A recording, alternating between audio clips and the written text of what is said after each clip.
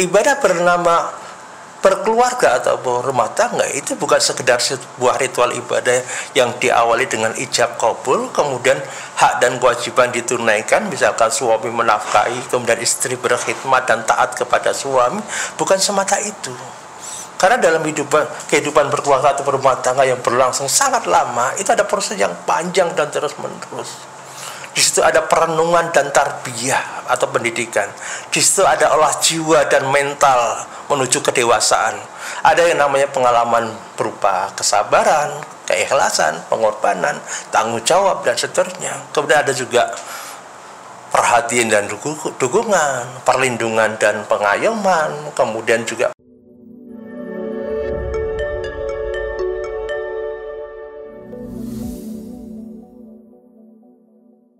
Assalamualaikum warahmatullahi wabarakatuh. Sahabat Inspira yang dirahmati Allah Subhanahu wa taala. Sakinah itu tidak berhubungan dengan kecerdasan dan materi. Karena siapa bilang orang yang kemudian berpendidikan tinggi, cerdas, smart, bahkan mungkin ranking di sekolahnya, kemudian hidupnya akan bahagia? Siapa bilang orang yang kemudian berkelimpahan harta, apapun mampu dibelinya, kemudian hidupnya bahagia? Toh banyak juga orang yang secara materi berkelimpahan tapi hidupnya tersiksa. Berapa banyak orang yang berpendidikan tinggi tapi malah tidak mendapatkan pekerjaan atau bisa membangun usaha. Sakinah juga bukan merupakan representasi ketampanan atau kecantikan, kemasyhuran atau keterkenalan, kefakiran atau kekayaan, juga kesehatan. Karena berapa banyak kita menemukan pasangan hidup yang laki-lakinya tampan, istrinya kemudian cantik, tetapi hidupnya tidak bahagia. Yang ada adalah mereka sering bertengkar, mereka sering meributkan hal-hal yang nampak sederhana dan sepele. Berapa banyak orang yang kemudian badannya mungkin sehat, kekar, dia seorang atlet misalkan, tetapi hidupnya penuh dengan masalah. Berapa banyak orang yang belum masyhur, terkenal, tetapi justru dia merasa tidak leluasa untuk melakukan aktivitas pribadinya. Bahkan keterkenalan itu membuat dia memanipulasi hakikat dirinya. Begitupun dengan sakinah. Karena sakinah itu adalah adanya di hati.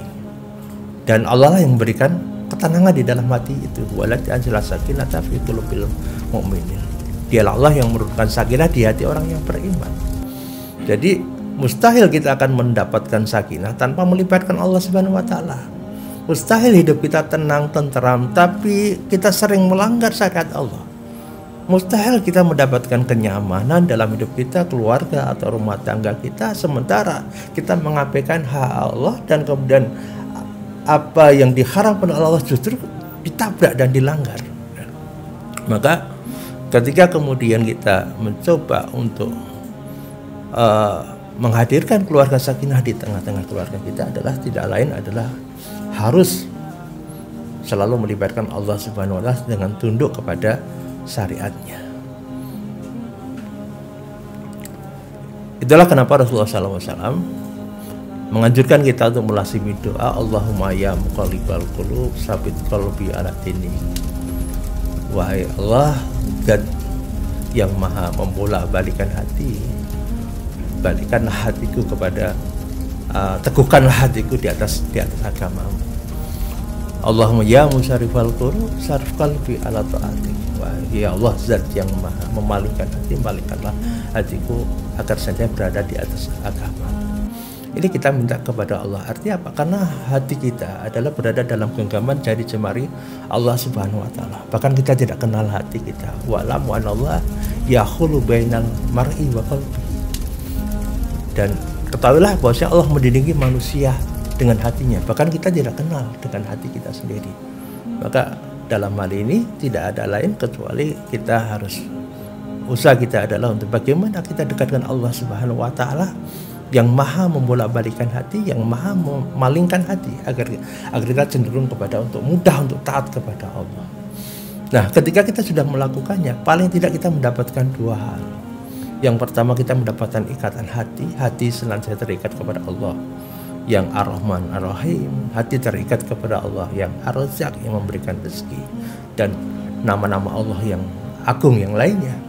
hati terikat kepada perasaan itu, dan kemudian akan condong kepada tunduk kepada Allah Subhanahu wa taala. Di mana ketika kita tunduk kepada syariat Allah, disitulah kita kemudian menemukan pijakan kebenaran. Nah, sehingga dalam berkeluarga atau berumah tangga itu butuh motivasi terus-menerus untuk melakukan perbaikan. Ya.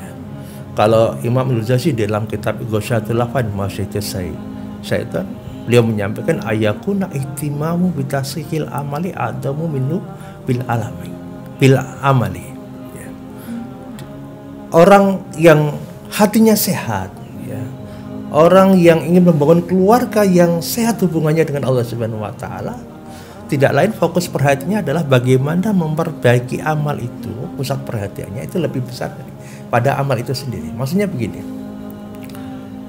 bukan semata-mata amal itu ditunaikan, bukan semata-mata apa yang diperintahkan Allah itu dijalankan, tetapi dia fokus perhatiannya itu adalah bagaimana ya agar amal yang dikerjakan itu betul-betul mendapatkan ridha Allah, betul-betul semata-mata dilakukan untuk mendapatkan ridha Allah, betul-betul itu sudah sebagaimana dicontohkan Nabi SAW, dan itu meningkatkan kualitas hidupnya. Jadi tidak hanya akan mendatangkan keberkahan di dalam hidupnya, tapi juga meningkatkan kualitas hidupnya. Sebagai penggambarannya seperti ini, ketika kita menunaikan sholat itu bukan sekedar ritual ibadah yang kita awali dengan takbiratul ihram, kemudian diakhiri dengan salam, di dalamnya ada ruku dan sujud, kemudian juga i'tidal, kemudian juga ada bacaan-bacaan doa yang kita baca di dalam sholat itu. Tetapi dalam sholat itu ada namanya khusyuk dan khudu. Begitupun ketika kita sedang berpuasa. Berpuasa itu tidak hanya sekedar mencegah diri dari makan dan minum pada siang hari, sejak terbit fajar sampai kemudian terbenamnya matahari, tidak berhubungan suami istri pada saat kita sedang berpuasa itu. Tetapi yang namanya puasa ada pengendalian diri, pengekangan dari amarah, kemudian juga ada pengorbanan di situ. Ya. Ada usaha-usaha untuk tidak berkata kotor, tidak menyakiti orang lain, tidak melihat hal-hal yang buruk. Itu adalah bagian dari rangkaian ibadah puasa. Jadi bukan sekedar tidak makan dan minum sejak terbit fajar sampai terbenamnya matahari. Begitupun ketika kita menunaikan ibadah umrah, itu bukan hanya sekedar ritual ibadah yang diawali dengan ihram, kemudian ada tawaf di situ, kemudian sa'i, kemudian puncaknya adalah tahallul, selesai. Tapi di dalam ibadah umrah atau haji misalkan, kalau haji mungkin ada di dalamnya adalah wukuf di padang Arafah, bermalam di Musdalifah, ya, mabit di Mina, kemudian ada juga melempar jumroh, kemudian ada juga penyembelihan hewan kurban gitu. Bukan sekedar ritual ibadah seperti itu. Tapi di dalam ibadah umroh dan haji ada yang namanya syiar. Di dalam ritual ibadah umroh dan haji ada namanya membangun persaudaraan atau ukhuwah. Bahkan di dalamnya juga ada pengorbanan harta, waktu, tenaga, karena fisiknya juga harus kuat gitu. Nah, demikian juga ketika kita membaca Al-Quran, tilawah Al-Quran, bukan sekedar makharijul hurufnya benar, bukan sekedar tajwid atau tahsinnya benar, bukan sekedar berapa banyak atau berapa lembar ayat-ayat Al-Quran yang kemudian kita baca, tetapi di dalam kita sedang membaca Al-Quran, ya, kita merenungkan tanda-tanda kebesaran Allah, kita mentadaburinya, kita berusaha untuk memahaminya, hati kita terlibat di situ. Maka demikian halnya dengan ketika kita membangun keluarga atau rumah tangga, ya. Ibadah bernama berkeluarga atau rumah tangga itu bukan sekedar sebuah ritual ibadah yang diawali dengan ijab kabul, kemudian hak dan kewajiban ditunaikan, misalkan suami menafkahi, kemudian istri berkhidmat dan taat kepada suami. Bukan semata itu. Karena dalam kehidupan berkeluarga atau berumah tangga yang berlangsung sangat lama, itu ada proses yang panjang dan terus menerus. Di situ ada perenungan dan tarbiyah atau pendidikan. Di situ ada olah jiwa dan mental menuju kedewasaan. Ada yang namanya pengalaman berupa kesabaran, keikhlasan, pengorbanan, tanggung jawab dan seterusnya. Kemudian ada juga perhatian dan dukungan, perlindungan dan pengayoman, kemudian juga pendidikan dan perbaikan. Pun banyak perkara-perkara di dalam berkeluarga atau berumah tangga itu yang bisa menghadirkan pahala, sekaligus ketika kita kemudian mengabaikannya, kita salah menyikapinya, itu bisa berpotensi menghadirkan dosa.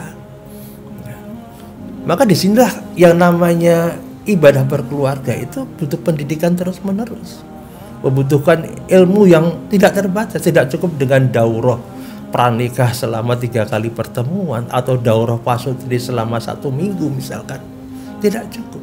Tapi butuh belajar terus-menerus, karena ini berkenaan dengan pengalaman hidup. Kan kadang kita menemukan ya, ada orang kemudian mengatakan, ya Allah, rumah tangga berkeluarga kok ya begini-begini aja misalkan gitu ya. Itu maknanya menunjukkan informasi bahwasanya bisa jadi loh kepala rumah tangganya tidak pernah memberikan gambaran tentang roadmap atau bagaimana perjalanan rumah tangga itu akan dijalani, goal akhirnya mau seperti apa. Jadi tidak punya semangat untuk bisa menjalani kehidupan itu. Kenapa? Goalnya tidak jelas. Apa saja yang harus dilakukan di dalam berkeluarga berumah tangga juga tidak jelas. Apalagi kalau ibadahnya kepada Allah juga tidak jelas. Dalam artian ibadah-ibadah seperti sholat, kemudian puasa, tilawah dan seterusnya itu tidak jelas. Padahal perjalanan menuju Allah, ya. Sebuah perjalanan menuju Allah bersama keluarga ini yang harapnya nanti mereka akan bersama lagi di kehidupan akhirat. Nah, maka sahabat Sifira dirahmati Allah Subhanahu wa taala, inilah intinya, membangun hubungan kedekatan dengan Allah Subhanahu wa taala. Dan ini menjadi fokus, harus menjadi motivasi terus-menerus. Sehingga ada namanya evaluasi. Beberapa ulama menyebutkan di antara evaluasi yang dilakukan oleh orang yang berkeluarga atau berumah tangga itu memanfaatkan misalnya Ashurul Hurum, di bulan-bulan haram. Dzalika dinul qayyim, ya. Itu adalah hari yang menentukan tegak atau tidaknya agama seseorang di Ashurul Hurum. Apa yang dilakukan di Ashurul Hurum di antara adalah membangun hubungan kedekatan keluarga. Di bulan Ramadan, Syahrul Lazim Mubarak, bulan yang penuh keberkahan, itu adalah momen-momen yang tepat untuk mengevaluasi perjalanan rumah tangga. Bahkan evaluasi bisa jadi dilakukan harian, bisa jadi dilakukan pekanan di hari Jumat misalkan. Monggo silahkan ya, orang yang berkeluarga berumah tangga untuk melakukan evaluasi terus-menerus. Yang pasti kata Imam Ibnu Qayyim al-Jauziyah tadi, ayyakuna ihtimam bi tasghil amali adamu minhu bil amali. Pusat perhatiannya adalah memperbaiki amal. Itu pusat perhatiannya terhadap memperbaiki amal itu lebih besar daripada amal itu sendiri. Jadi bukan sekedar ditunaikan, diselesaikan kewajiban itu, tetapi bagaimana itu betul-betul yang dilakukan itu pertama mendatangkan keberkahan di sisi Allah Subhanahu wa taala, di sisi yang lain adalah menjadikan kualitas pribadi kita meningkat. Ya. Jadi ini motivasi besar kita dalam berkeluarga tangga yang harus kita usahakan terus-menerus, sehingga dalam perjalanan naik turun pasang surutnya berkeluarga atau berumah tangga itu menjadi sesuatu hal yang bisa dijalani dengan nyaman. Mungkin ini yang bisa kami sampaikan. Barakallahu fikum. Assalamualaikum warahmatullahi wabarakatuh.